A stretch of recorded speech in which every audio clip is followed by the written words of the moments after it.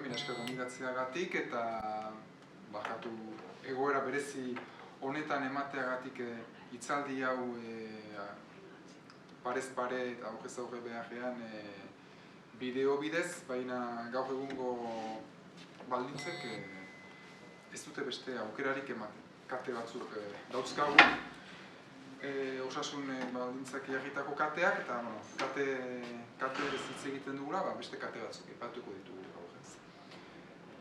2020, 400 urte, Nafarroaren independentzia galdu zenetik. Eta pixka bat hortik abiatuko da gaurko hitzaldia. Eta uste dut importantea dela azpimarratzea pixkat urte hau bukatzen ari denean zerbait desberdina da duela 8 urteko urte urrenari konparatuta. Duela 8 urte, 1512 ekarri genuen gogora, eta 1512ak izan zuen oihartzun mediatikoa handia, mediatikoa eta ekitaldi anitz, argitalpen anitz, alde bateko eta besteko ikuspegikoak, hori ere horra egan behar da, baina 1512 bai markatua da gure herriaren historian. Eta horren arabera goraki aipatua izan da. Ez da gauza bera pasatu 1620arekin. Navarraldek egin ditu ekitaldi batzuk, argitalpen batzuk ere bai, baina 1620ak ez du izan 1512koaren itzalaren laurdena ere, ez? Eta laurdenaren ere ez du izan. Eta horrek gogoeta bat sogarazten dit. Zergatik, galdera da zergatik 1620ak ez du hainbesteko oihartzunik izan gurean. Eta honek ze irudi erakusten du gure herriaren ze irudi. Eta nire gogoeta da, 1620an gertatu zena ez gogora ekartzeak erakusten duena da gure buruetan Nafarroaren gatazka Espainiarekin dela. Eta Espainiarekin bakarrik. 1620ak erakusten digu Nafarroaren gatazka ez dela bakarrik Espainiarekin, baizik eta Frantziarekin ere badela. 1512an Nafarroak ez zuen independentzia galdu. 1512an Nafarroak galdu zuen bere kontrolpean zeukan lurralde zati handiena, lurralde zati handi bat. Nafarroa garaia deitzen den ere probintzi hori galdu zuen. Eta oraindik independentzia zeukan Nafarroa berea deitzen den eremu txiki horretan. Baina, Nafarroako erresumako erregek oraindik bazeukaten independentzia. Eta horretan, importantea da, azpimarratzea, 1512 konkista bat izan zela ez ziona Nafarroari independentzia kendu, eta Nafarroari independentzia kendu zion azken indar politikoa Frantzia izan zela. Eta uste dut hori gogora ekartzeak erabat aldatzen duela gure herriari buruz daukagun ikuspegia. Eta hau da, ez dela gatazka bi nazioren arteko gatazka bat, baizik eta 3 nazioren arteko gatazka bat dela, eta Euskal Herria bitan zatitua dela. Penagarria da, hori azpimarratu eta oroitarazi behar izatea, baina hain xuxen azken urtetan, zentzu horretan, azken 15 bat urte hauetan, anitz egin dugu gibelera gure kontzientzia nazional horretan eta lurralde ikuspegian. Eta uste dut, data horrek 1620ek balio izan behar digula azpimarratzeko Nafarroaren konkista etzela 1512an bukatu. Hemen kantua ez dut jarriko, kantu bat badago, Euskorrik kantatzen duena Xabier Amorizaren hitzekin, Nafarroari buruz, eta hemen momentu batean kontatzen du ez. Amak kendu digute jaiotzen ari ginela, gero diote gure etxea ere ez dela. 1620 aipatuko du. Laburki, nire hitzaldiaren asmoa ez da 1620az xehetasun anitz ematea, aitortu behar dudalako ez dela nik ikertu dudan arlo bat, nik beste garai batzuk, eta hortaz hitz egingo dut, geroago beste garai batzuk ikertu ditut nire ikerketa ibilbidean, ez hain beste 1620, baina, bueno, Euskal Herrian jende gutxik ikertu dute, ia inork ez du ikertu orain arte, eta iaz hasi ginen batzuk, Euskal Entxio ere hasi ginen batzuk, Asisko eta adibidez erakusketa antolatu duena, edo liburu bat ere komiki bat atera duena gai honi buruz, hasi ginen mintzatzen pixkat horri buruz, importantea da, ne hor ez daki, baina gogora ekarri behar, baina ikerketa aldetik gauza zinez guti bada, eta egia da, anitz kostazitzaigula aurkitzea dokumentuak 1620an gertatu zenari buruz. Orduan zer gertatu zen 1620an. Urte batzuk lehentxo joan behar dugu atzera, 1610an, 1610an Nafarroko errege Enrique Hirugarrena, Frantziako errege ere bihurtu zena, urte batzuk lehenago, erail zuten Parisen. Hemen dugu, bere erailketaren margolan bat. Hemen txe daukagu, hemen gorriz jartzen duen hau da, Enrique Hirugarrena Nafarrokoa eta Enrique Laugarrena Frantziakoa, eta hemen jabaiak, izango ditzateke, Enrique Hirugarrena hil zuena. Orduan, Nafarroako Nafarroa independenteko azken aurreko erregea, berez, Frantziako errege titulu hartu artean Nafarroko erregea zen. Baina, presio handiak jasan zituen, Frantziako bere gortetik eta abar, Vatikanoa ere, bazegon hor, presio handia jasan zuen Frantzia bere eremupean zituen lurrak Frantziako erresumaren baitan sartzeko.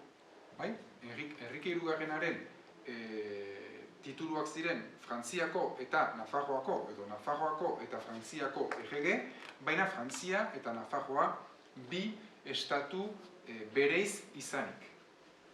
Konparaketa bat emateko, demagun bi etxe dauzkazuela, bat Azpeitian eta bestea Zarautzen, zuen bi etxe horiek zuenak dira, baina ez dira etxe bera, ez?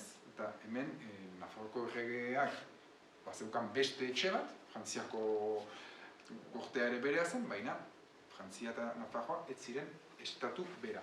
Presio handia izan zuen, erail zuten ez zehazki horregatik, beste arrazoi politiko anitzera bat zeuden gibele, erail zuten. Eta haren semea, aur bat zen, erail zutenean, Luis Amairugarrena, Frantziako Luis Amairugarrena izango zena, haren semea gelditu zen adin oso txikia, eta etzen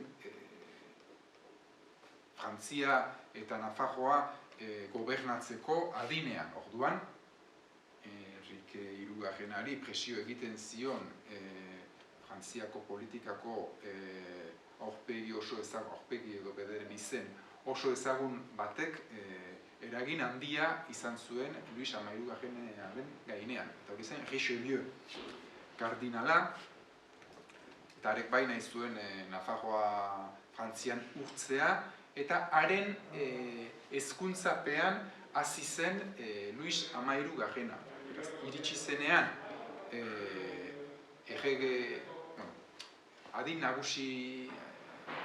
adinez nagusi izatera, jadanik eginaz zitzaion buruan hori.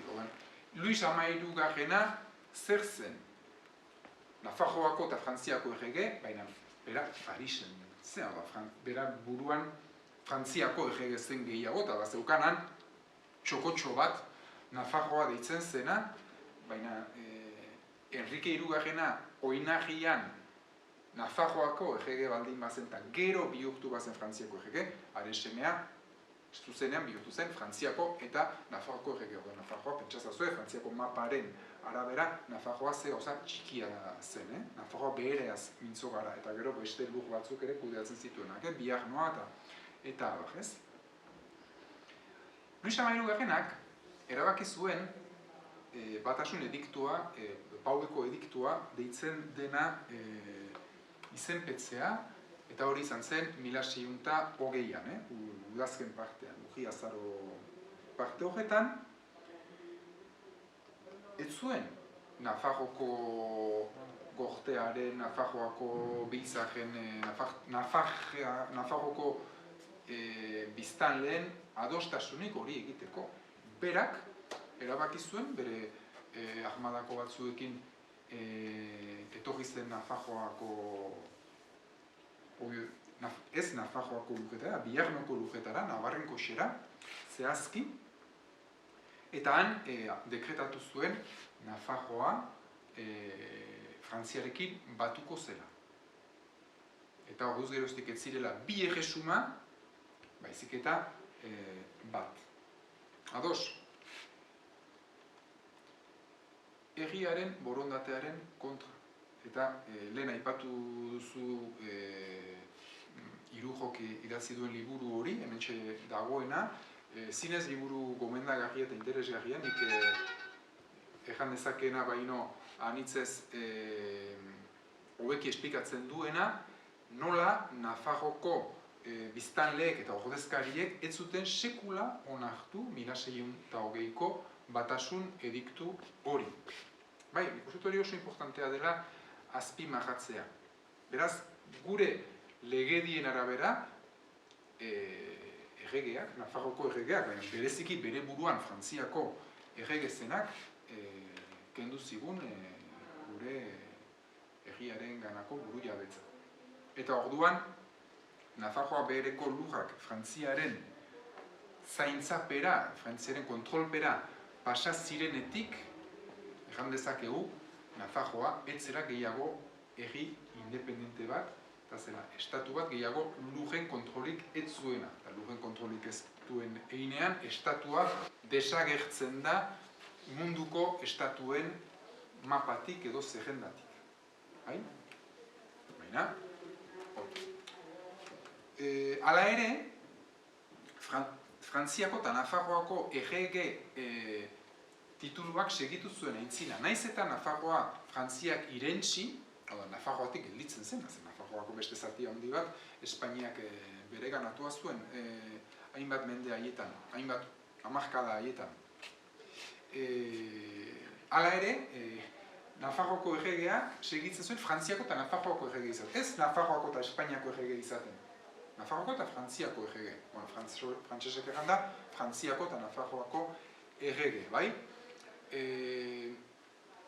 Hemen marrazki honetan ikusten dugu, erregearen oial hortan Nafarroako banderaren kateak ageri direla eta Frantziako erresumaren ikurra den lorea, ez? Bueno, Frantziako eta Nafarroako errege izaera Enrique Hirugarrenak lortu zuen, Enrique berez Nafarroako errege zena, gero ezkontzatik eta bihurtu zen baita ere Frantziako errege. Baina berez, aurreikusia zen, Enriqueren eta bere emaztearen bakoitzak zituen seme alabetatik, berriro bereiziko zela Nafarroako eta Frantziako erresuma, berriz bereiziko zirela. Enriqueren semea izango zela Nafarroako errege berria, eta Enriqueren emaztearen semea, edo izango zela, Frantziako erresumako errege. Hor berez, ez zego, gertatzen zena, elkarren artean izan zutela une bat, Luis Hamahirugarren izango zena, eta beraz, jarraitu zuen arek bi erresuma horien errege izaten. Eta haren ondorengoek ere, titulu hori, kargu hori, jarraitu zuten edukitzen, 1830 arte. Hor izan zen eten bat, gero aipatuko dudana, 1830 arte, eta ja orduan desagertu zen Frantziako eta Nafarroako errege titulua, eta geroztik ez dago erregerik, eta duela ezain aspaldi oraindik bazegoen, eta Euskal Telebistan atera zen gizon bat, aldarrikatzen zuena Nafarroako erregeen oinordeko zuzena zela. Baina, orain ja ez dago alakorik. Eta hori, baina, de facto, 1620tik aintzina, Nafarroa eta Frantzia bereizi ezinak ziren. Nafarroaren Ipar Euskal Herriko zatia. Bueno, joango gara denboran pixka bat atzera zen, eta 1620a bere kontestuan kokatu behar da, biztan da. Ez da dudarik, ez dakigu ze pasako zen, 1512an Nafarroa ez balitz gaztelaren eskutara pasa, edo Nafarroako zati handi hori ez balitz gaztelaren eskutara pasa. Historia berriz egitea edo irudikatzea nolako izan nintzen ariketa interesgarria da, baina ezin dugu jakin, ez? Bitekena da, Enrique Hirugarrenak izatea independentzia hori galdu ez balute, Nafarroa zati indartsu bat, gero ze pasako zen. Ezkontzaren bidez independentzia hori galdu eta oraingo Nafarroa garaia ere Frantziako erresumaren parte izango zen, ez dakigu, ez? Halako hipotesiak egin ditzakegu. Argi dena da, 1512an gertatu zenak anitz errestu zuela gero 1620an independentzia behin betiko galtzea. Zeren eta izan zen Nafarroak bere historian jasan zuen eraso handiena eta importantena. Konkista hori, 1512ko konkista hori, aspaldi antolatu zuten. Gaztelak aspaldi antolatu zuen konkista bat izan zen. Bortitza, naiz eta izan diren, eta gaur egun uste dut, txiago, 1512aren ospakizun horietan, duela 8 urte, baziren oraindik ahots negazionista batzuk, ez? Aditzera ematen dutenak Nafarroa bere borondatez batu zitzaiola gaztelari, ez? Nafarroa zen bere borondatez batu gaztelarekin, gaztelak aspaldi prestatu zuen konkista hori, gerlak iraun zuen 20 bat urte, 1530 arte, hainbat ahalegin egin zituen Nafarroako armadak laguntza hileekin berreskuratzeko galdutako lur horiek, ezagutzen ditugu bi gudu importante bereziki, Noainekoa bat, Laister ospatuko denaren 500. urte urrena, eta gero azkenik Amaiurko gudua, eta horrek pixka bat simbolizatzen du, azken erresistentzia ahalegina, baina baita ere hutsegite militarra, ez? Beraz, 1530tik aintzina, Nafarroak galdu zuen bere lur gehiena, bai? Ez dut bistaratuko mapa garai batez, noraino heldu zen Nafarroako mapa, badakigu ia Bordeleraino heltzen zela, eta eremu penintsularrean ere eremu oso zabala hartzen zuela, horren lekuko ditugu toponimiako hainbat leku Pirineoetan eta beste leku hainitzetan, baina momentu baten heldu zen Nafarroak zeukala bakarrik Nafarroa beherea bere esku. Gaztela ahalegin duzen Nafarroa beherea ere konkistatzen eta ez zuen lortu, hori bederen ez zuen lortu. Bueno, baina 1512ko konkista segurazki etzen posible izanen edo etzenen hain erresa izanen 1200eko konkista ez balitz gertatu. Eta hemen ere baditugu beste negazionista batzu ukatzen dutenak Gipuzkoa adibidez bere borondatez batu zitzaiola gaztelari. Hasteko 1200ean oraindik Gipuzkoa, Araba, Bizkaia holaxe ez ziren existitzen, ez? Geroztik sortutakoak dira, eta badira dokumentuak eta badira ikerketak erakusten dutenak 1200eko konkista hori bortitza izan zela, gogorra izan zela, eta bereziki Gasteizen daukagu fokua hor, Gasteizko setioa, suntsiketak, jendea goseak bizitzera kondenatu zuten, eritasunak, eriotza, biztanda horrek eragina, pentsa, hain zen egoera bortitza Gaztelako ahmadak Gasteiztarrei jasanarazten zietena, non Gasteiztarrek Nafarroko erregeari, beren erregeari, frantzioten amore eman behar da, hemen ezin dugu gehiago iraun. Ez izan zen, konkista, militarra, bortitza, ez dakit zenbat pertsona hil ziren, baina, bueno, hasten baldin bagara, 800 urte horietan, gaztelaren gatik, edo frantziaren gatik, hil diren gure arbasoen zenbaketak egiten, hemen balantzak ikusiko dugu noren aldera edo noren kontrara egiten duen, ez? Baina 1900-eko konkistan, garbi da, bortizkeriaren bidez eta indar armatuaren bidez lortu zuela Gaztelak Nafarroaren mendebaldea konkistatzea. Nafarroko erregeak behin eta berriz eskatu zion Gaztelako erregeari berriz itzultzeko lur horiek. Momentu batean, Gaztelako errege bat hil zorian zegoela Nafarroko erregeari hitzeman zion, bai, sendatzen nahi zenean itzuliko dizkizuet lur horiek, benan hitza jantzuen sendatu orduko. Bueno, beran, konkista hori importantea izan zen gure historian, gaur egun oraino indajean, eta sekulan baino indar handiagoan dagoen zatiketa bat ulertzeko. Basko-Navarro kontu hori, ez? Ze pasatzen da? 1900-era arte, hemen Gaztela jartzen duen eremu honetako biztanleak Nafarrak zirela, bai? Eta bai Nafarroa jartzen duen eremukoak eta bai Gaztela jartzen duen eremukoak denak euskaldunak ziren, euskaraz mintzo ziren, egixea bederen. Gero, hemen olakotan ere beti hasten dira eztabaidak, bai, egegeak etzakien euskara eta egegeak... Bueno, bai, egixea zein hizkuntzetan mintzo zen. Zein zen egiaren hizkuntza. Gero, egegeak eta gortetako politika eta hori beste zerbait. Eta nintzetan, historiari garrantzia kendu nahi diotenek zuzena jotzen dute egege, eta bai, egege horiek ez dakit, gu ezkara egegeak aipatzen ditugu hor, egegeak izan ziren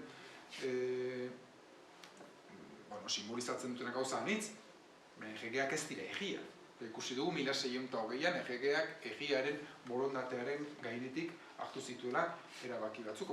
Egegeak nolakoak ziren, zer hitz egiten zuten, ze portaera zuten, demokratak ziren ala ez da hori kontua. Kontua egia eta jendexea euskalduna zela. Bai Gaztela jartzen duen ere mugetan, Gipuzkoa, Araba, Bizkaian, bai Nafarroan. Zer pasatzen da? 1900-etik aintzina, politikoki Gaztelak konkistatutako eremuko euskaldunak ez zirela gehiago Nafar. Nafarrak ziren Nafarroko erresumako biztanleak. Eta biztanle garai batez Nafarroko erresumako biztanleak zirenak Gaztelako erresumako biztanle bihurtu zirenean, ezin zituzten Nafar deitu, baina euskaldunak ziren, baskoak izaten segitzen zuten. Orduan, hor sortu zen, batzu dira basko eta beste dira Navarro. Bai? Zatiketa horrek 800 urte irauten du, eta irauten du indartsu, sekula baino indar handiagorekin. Baina zatiketa hori, basko eta Navarro zatitu nahi hori, behiz ere, Gaztelaren eraso militar bortitz baten ondorioa zen. Eta lehen egan dut, 1512ko konkista aspalditik prestatutakoa zela. Segurazki 1900ean Gaztelak ez zaukan nahiko indar Nafarroa osoa konkistatzeko. Ez zuen dena konkistatu hasteko. Baina konkistatu zuen lur eremu importante eta estrategiko bat. Besteak beste, itxasorako sarbideak kendu zion Nafarroari eta Gaztelak itxasorako sarbide handiagoa lortu zuen. Eta gero, Gaztelak egin zuena zen, konkistatutako eremu horretako herritarrak bere ahmadara eta bere menpera ekarri. Eta horrek ondorio izan zuen 1512ko gatazka horretan, eta hain zuzen hemen daukagu Gipuzkoako armari zaharra. Zaharra diot, baina duela 40 urte arte armari ofiziala zena, eta gaur egun horrein leku anitzetan, eta adibidez Donostiako leku ikusienetan armari hori ageri da. Eta armari horrek zer erakusten du? Gaztelako erregea eta 12 kanoi.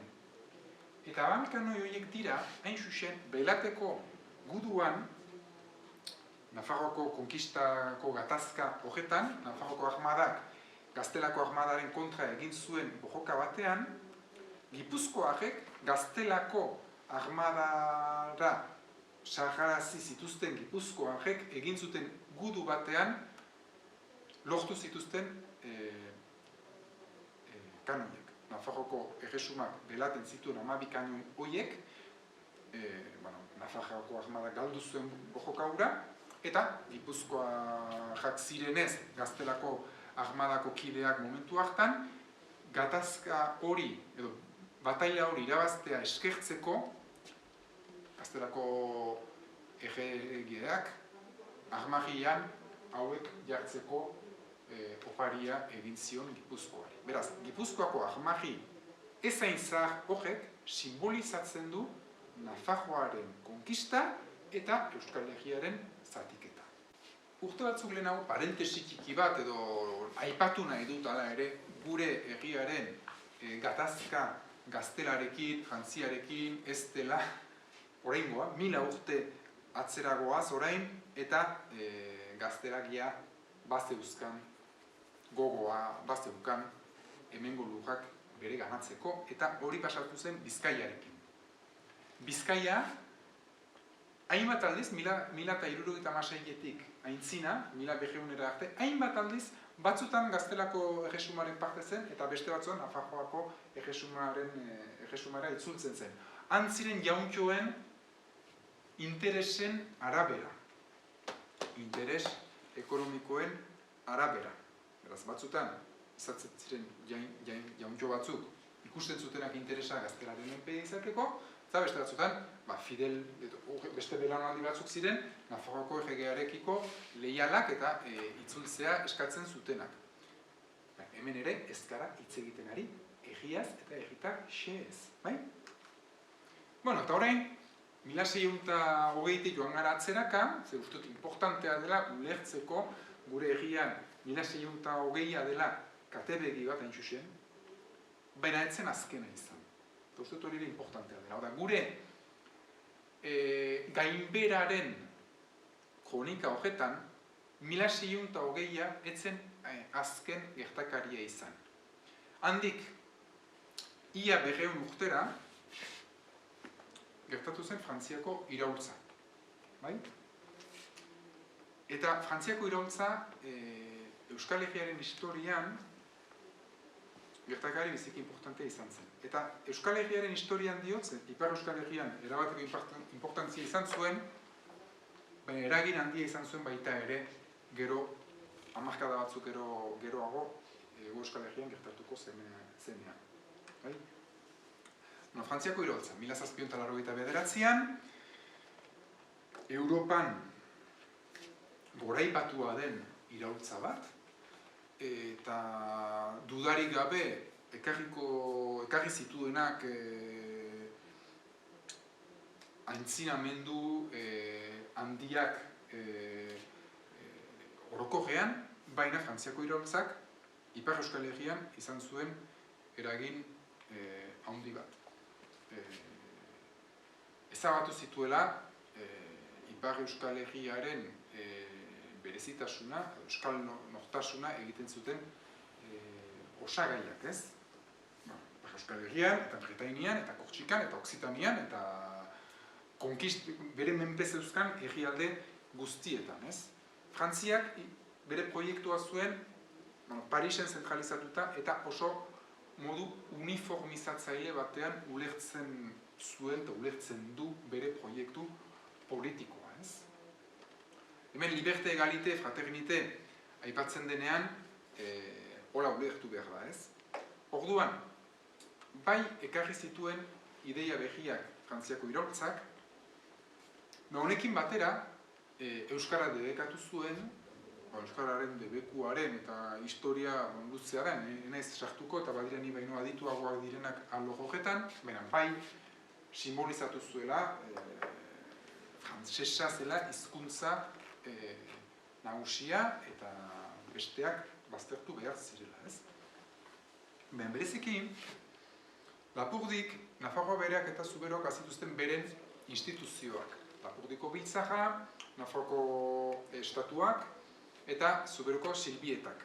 Deitzen zirenak, autonomia zabal bat ematen ziena 3 provintzia hoiei, eta lehen berriz liburu hotara etortzeko, Frantziako iraultza gertatu zenean, Nafarroako estatuko ordezkariek zioten, gu ez gara frantsesak, gu Nafarra gara, Nafarroa beste erresuma bat da, beste erreinu bat da, eta guri Frantziako iraultza horretan gertatzen denak ez dugu inondik inora eragiten. Orduan, oraindik 1620tik ia 200 urtera Nafarrek segitzen zuten erraten Nafarroa etzela Frantzia eta Frantziako iraultza etzela haien arazoa gertatzen dena. Frantzia errantzola ez. Zuen autonomia kendu zuen eta abar. Orduan, Ipar Euskal Herrian zegoen botere hori, autonomia maila hori, desagertu zen Frantziako iraultzarekin. Bai?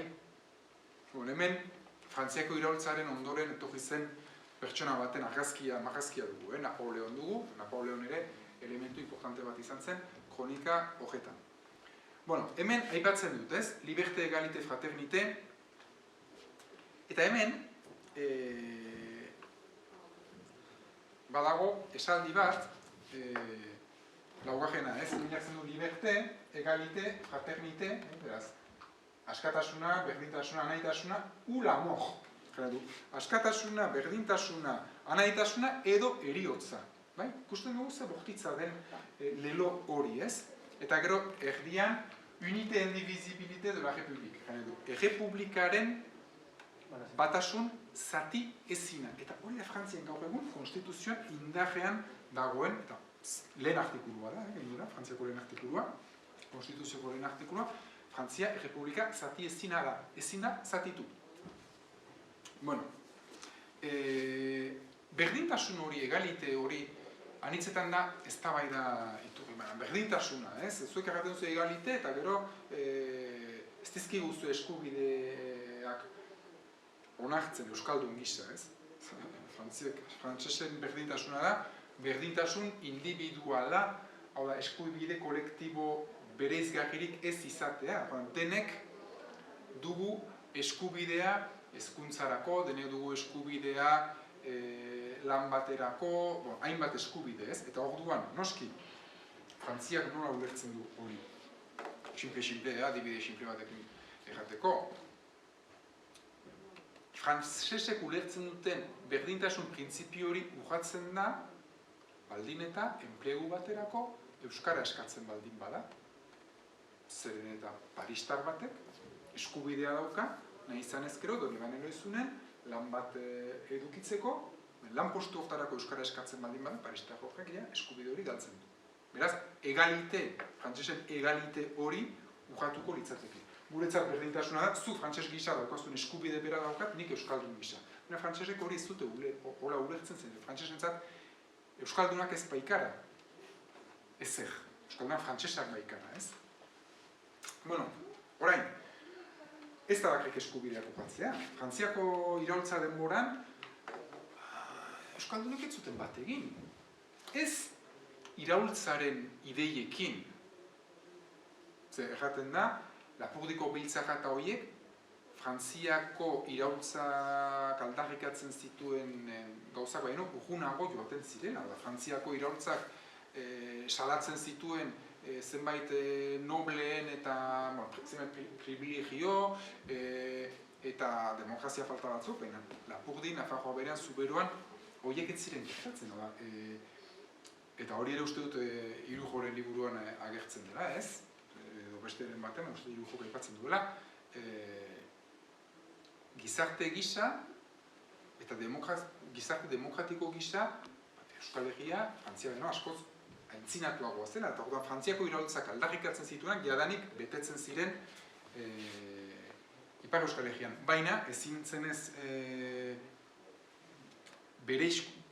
bereizgarririk edo egin, orduan behar zen autonomia horik denak berdin izateko, denak maila berean izateko. Baina, Lapurtarrek, Nafarroa berekoek eta ez zuten bat egin horrekin. Eta gainera gerla bat izan zen momentu horretan Frantziaren eta Espainiaren artean. Gerla hartan, frantsesek egin zutena zen, Lapurtarrak eta armadara deitu. Noski, zer gana izuen horrek? Gana izuen sarako batek behar bada gerla egitea Zugarramurdiko baten aurka. Lehengusuaren aurka behar bada, edo anaiaren aurka. Bai? Eta orduan, desertore anitz izan zen.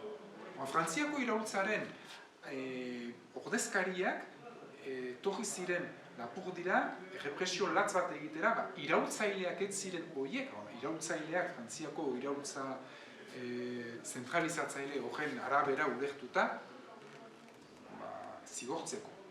Eta 4.000 erritar, Lapurdi hegoaldeko erri batzuk, Sara, Ezpereta, Itxasu, Senpere eta holako erri horiek erabat hustu zituzten. Hustu zituzten eta 4.000 erritar hartu eta landetara eraman zituzten. Horri buruz badaude eleberri batzuk, azkenik irakurri dudana, eta zinez interesgarri alde horretatik da Toti Martinez de Lezearena, Euskarara itzulita dago, enaiz horretzen liburuaren izenburuaz, baina gai honi buruzkoa da, eta zinez eleberri bada, baina ongi egina. Ze pasatu zen, 4.000 euskaldun deportatu zituzten, eta haietatik ia erdia, 1.600 ez ziren bizirik itzuli egira. Bai? Bueno, hor, enaiz sartuko gaurko aurkezpenean, eta berriz ere, Xabier Irujo, aipatu behar dut, arek ongi esplikatu zer den genozidioa, Navarraldek aterazuen liburua, bere liburua, duela zenbait urte, eta 36ko gerlako garaiaz hitz egiten du, baina genozidioaren definizioa xexe esplikatzen du. Eta hor ikusten dugu, hor gertatu zena, genozidio izan zela. Zeta ez da bakarrik, suntsit hil zituztelako ez dakitzen bat pertsona, bada genozidio biologikoaren zentzua eta badago premeditatuta edo aurrez pentsatutako kriminalizazio kanpaina baten ondorioa, ez? Baina Lapurdik jasan zuena ez zen hor bukatu. Handik urte gutxira, handik 10-20 urtera, 1813-14 izan ziren Napoleonen garaiko gerrak, Napoleonen anaia zen Espainiako agintea hartu zuena, eta azkenean Espainia, Portugal eta Inglaterra batu ziren Napoleon aizatzeko, eta hor Napoleonen ahmadak atzera egin zuen, Gasteizen nintzuen atzera, Donostia nintzuen atzera, gero Donostia egezuten, badakizue hori, eta gero Napoleonen soldaduak iritsi ziren Lapurdira. Bereziki Lapurdira, Nafarroa berera ere bai, eta Lapurdin nintzuten sekulako sarraskia. Ez zituzten pertsonakin, baina gaizki zeuden, behar zuten zaldientzako janaria, behar zuten erregaia, eta horrein zuten azten, bertako erritarren ontasun guztiak baitu, zaldi, behi, arto, belar, egurrak etxeetan sartu, etxetako altzariak sekulako miseriara kondenatu zituzten berriz ere, landetaratuak izan ziren erri horietakoak ziren gehienak. Sara, Senpere, Ezpeleta, Azkaine, Ainoa, horiek ez? Eta datu bat. Ez zuten tiroz edo ezpataz inohil, nik uste. Baina, egoera horrek eragin zuen garai hartan, 1813-14 negu horretan, begiratzen denean zenbat pertsona hil ziren urte hartan, eta zenbat pertsona hil ziren aurreko urteetan, Horren ari gara, ez, konparaketak egiten, koronavirusaren garai honetan, beste urtetamaino zenbat pertsona gehiago hiltzen.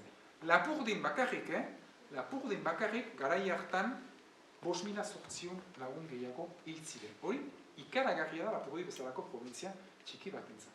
Beraz, zuzenean, frantsesak ez zituzten hil euskaldunak, baina zeharka, eragin zuten miseriaren ondorioz, ia 6.000 pertsona hil ziren.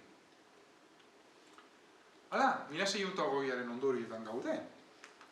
Bueno, 19. mendean, laburgia aipatuko dut, karlistaldiak ere izan ziren, Hego Euskal Herrian, eta lehen erran dut ez, Frantziako iraultzaren eraginak eta hola, bueno, hor ere bazegoen, ez? Frantzia zentralizatu eta augerako, horrekiko miresmena zuen jendea bazegoen. Eta euskaldunen privilegioen alde edo autonomia zabalaren alde, foruen alde eta karlistak ziren gehiago egin zutenak. Eraz, hor, ez da aipatzen oraindik garai horretarako abertzaletasuna eta erraten da abertzaletasuna Sabino Aranarekin eta sortu zela, baina behiratzen baldin baditugu Agosti Xaoren testuak horrea Asisko Urmenetak egin du komiki bat, beziki interesgarriak, bereziki bere hitzaldiak dira, horretatik interesgarriak, Agosti Xaoren testuak, Zumalakarrek buruz idatzi direnak, hor, ejan daiteke, karlistekin bojokatu ziren euskaldunak, horietako asko bojokatu zirela Euskal Herriaren alde, ez karlismoaren balio politikoen edo sozialen alde, baizik eta Euskal Herriaren askatasunaren alde, eta baita ere, batzutan, independentzia hitza aipatu da. Beraz, horregatik hemen diapositiba honetan jarri dut independentista hitza. Zenbitzen baitzait, ez dut nik asmatu, Xaok aipatzen du, eta orduan behan dezakegu. Karlisten alde borrokatu ziren euskaldunak, Euskal Herriaren askatasunaren alde borrokatu ziren. Eta hartako jarri zirela karlisten alde. Eta liberalak izan balira Euskal Herriaren askatasuna defendatzen zutenak sutsuki, haien alde jarriko zirela. Orduan, pojota izan zen. Eta lehen pojoto horretan, lehen karlistaldiaren pojotan, Nafarroa desegituratu zuten. Nafarroa garaia, ordura arte oraindik erreinu izaera bazeukana, orduan galdu zuen. Eta Espainiak Nafarroari garesti ordainarazi dio bere izaera. Eta ez da kasualitatea, 19. mendetik aintzina egin baldin badu euskarak sekulako gibelakea da bereziki Iruñetik hegoaldera. Begiratzen baditugu, Artatxoa eta Tafaia eta inguru horietan euskaraz ze garai arte hitz egiten zuten, ez da hain aspaldikoa. Bueno, beste gauza gertatu zen karlistaldi horren ondorioz, eta da, aduana, Ebron zegoela ordura arte. Eta nik aitortu behar dut, hasi nintzen arte Euskal Herriaren lujaldetasunaren ikerketa egiten, hori enekiela, ez, deskubritu nuen, irakurtzen eta horak, aduana, 1851 inguru horira arte, Ebron zegoela. Eta ekarri zuten Pirinioetara, hori zen Frantziaren eta Espainiaren aspaldiko nahi bat. Zer nahi du aduana Ebron izateak eta ez Pirinioetan? Egan nahi zuen, euskaldunen arteko harreman ekonomikoak, naturalak, ohikoak eta legezkoak zirela. Eta zer nahi du aduana Pirinioetara pasatzeak? Egan nahi du, euskaldunen betiko hartu eman edo ekonomiko horiek legezkoak izatetik, legezkanpokoak izatera pasatu zirela, eta horregatik deitzen da kontrabandoa. Eta kontrabandoak gora aipatzen dugu, pixka dalako erromantizismo kutsu batekin, kontrabandoa da Euskal Herriko harreman ekonomiko naturalak legezkanpokotzat jarri dituztenak, frantsesek eta espainolek. Guretzat ez da kontrabandoa. Baina kontrabando bihurtu zen. Horrek bereziki, kontrabando eragintzuen, bereziki eragintzuen sekulako zatiketa herrian, eta krisi ekonomiko latz bat zen. Harreman ekonomiko hori eten zen batean. Ipar Euskal Herriaren lotura bere merkantzietarako eta merkantziak lortzeko eta Nafarroarekin zegoen edo Gipuzkoa aldearekin. Hor, sekulako krisia sortu zen. Eta horrek gehitzen baldin badugu, handik gutxira, bigarren karlistaldian, Espainiak foruak kendu zizkiela, Nafarroa, Gipuzkoa, Araba eta Bizkaiari, eta gero goraipatu zendula ezain aspaldi, 150 urte kontzertu ekonomikoak eta... 150 urte kontzertu ekonomikoak ospatzen denean, ari gara gogorarazten kontzertu ekonomikoa izan zela galdu ziren foru horien konpentsazio bat. 150 urte bete zituela kontzertu ekonomikoak ez da Euskaldunen ikuspuntutik ospatzeko gauza bat. Baizik eta orduan galdu genuena gogoratzeko eta hori salatzeko aukera bat, ez? Eta batzutan nola aurkezten diren gauzak, ez?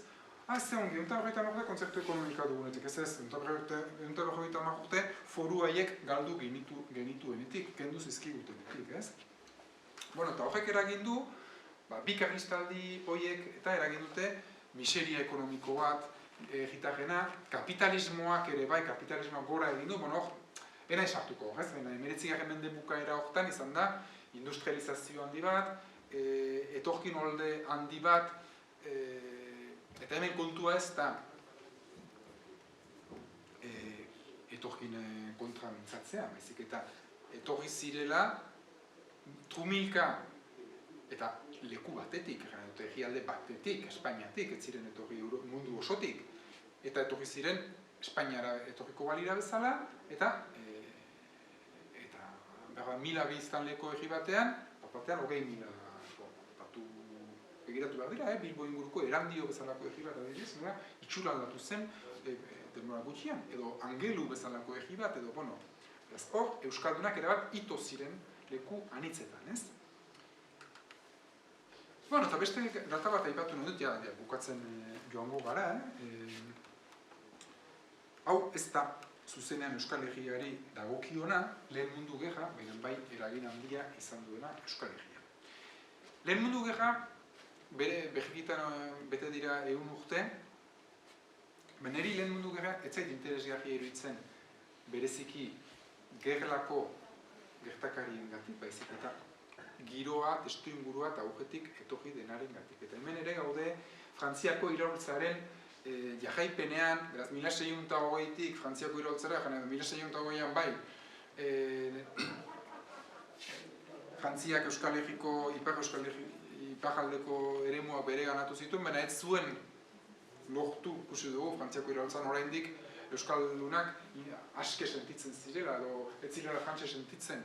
Bueno, begira, 1870an, oraindik beste ia 100 urte geroago, oraindik Euskaldunak Ipar Euskal Herrian ez ziren frantses sentitzen. Ez zekiten frantsesik. Eta 1870an, Frantziako Hirugarren Errepublika indarrean jarri zenean, konturatu ziren, hemen badugu arazo bat. Frantziako iraultza egin genuen, Frantzia egin genuen, baina frantsesak ez ditugu egin. Eta orain frantsesak egin behar ditugu. Ze bestela, ez baditugu frantsesak egiten, ez gaituzte defendatuko Alemanen aurka borrokatu beharko dugunean. Justu, gerla bat galdu zuten Alemanen kontra, eta ohartu zen, bai, galdu dugu gure herritarrak ez direlako frantsesak edo ez direlako frantses sentitzen. Horren behar ditugu frantsestu, frantses sentiarazi behar ditugu. Eta horren Frantziak egin zuen sekulako ahalegina, batetik frantsesa irakasteko, eskoletan, baina baita ere Frantziako historia, Frantziako geografia, Frantziako lurraldetasuna, eta sentiaraztea jendea, bueno, Euskal Herria da, aberri txikia, baina zuen aberri handia da Frantzia, ez? Eta baziren esaldi batzuk. Zenbat Euskaldunago izan, orduan eta frantses hobeak izango zarete, eta halako gauzak, ez? Eta halako bitxikeri batzuk, ez? Eta gero dira gauza absurdo batzuk, ez? Espainiak dio Euskara hizkuntza espainol bat dela. Galiziara eta katalana bezala. Eta badira Euskaldunak hori jaten dutenak ere, Zer hemen badago eztabaida, espainola ala gaztelera edo gaztelania hitza erabili behar dira. Eta batzui, espainola hitza erabiltzea ez zaie gustatzen. Eta behin batek, Euskara ere hizkuntza espainola da. Euskara hizkuntza espainola da. Eta Eta frantziarentzat euskara hizkuntza frantsesa da. Oan zer da euskara, ez? Nolako bitxikeri batzuk, ez? Bueno, euskararen kontrako eraso handi bat izan da, ez bakarrik eskoletan, eta hori gertatu da Euskal Herri osoan, ez da Ipar Euskal Herriko arazoa.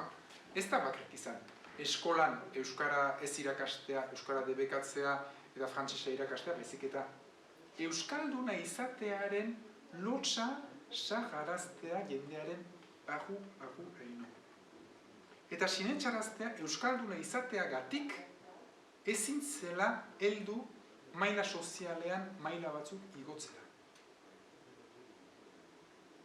Eta hori Euskal Herri osoan jasan den errealitatea. Eta hor bai, hor egin zen ikaragarriko mina.